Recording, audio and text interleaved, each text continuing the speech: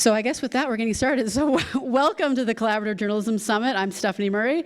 I'm the director of the Center for Cooperative Media at Montclair State, and I'm so happy to have you here today. We have got about 250 people registered for the conference, and folks will be coming in and out all day.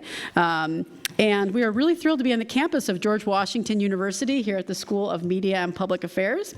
So to get us started, I'd like to welcome Peter Loge from the School of Media and Public Affairs to welcome you to this year's conference. Good morning. As all of you saw from your programs, the welcome is supposed to be done by Silvio Waisbord, who's the director of the School of Media and Public Affairs, a professor, a full professor who teaches and writes about journalism. I'm Peter Loge, the associate director, an associate professor, and I work in politics. So basically just like Silvio, only much less so. Welcome to the School of Media and Public Affairs at GW. Some of you may recognize this stage in this setting if you're old enough, from the TV show that helped really deflate American democracy. This is where Crossfire was taped. So Jon Stewart, it turns out, was right. Tucker Carlson was trying to break America.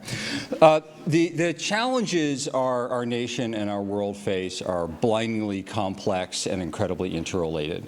You can't talk about migration without talking about climate, without talking about health, without talking about access to justice.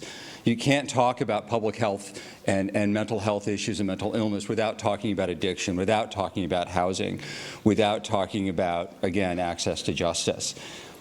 Complicated problems require complicated solutions and complicated analyses, which means collaboration, which is the remarkable work you're doing. Some of that work obviously is already paying dividends. It's succeeding in places like California and Washington, D.C. and Salt Lake and elsewhere. Really remarkable stuff.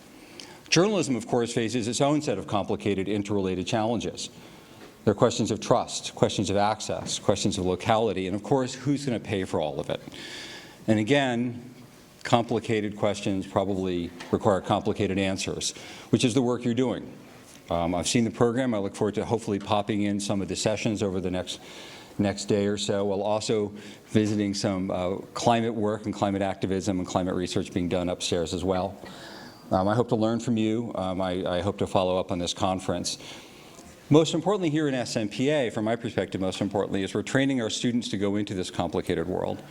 Our journalism students have to take data analysis, right? They have to take media ethics. They're encouraged to take courses in political communication, to work across the university, to have a robust liberal arts education in which they learn how to write, learn how to think, learn how to critique, learn how to work together, learn how to collaborate to address some of these complicated problems. So with all of that, thank you for the work you're doing. Thank you for collaborating. Thank you for helping pay for it, for the funders here today. And thanks for joining us here in the School of Media and Public Affairs.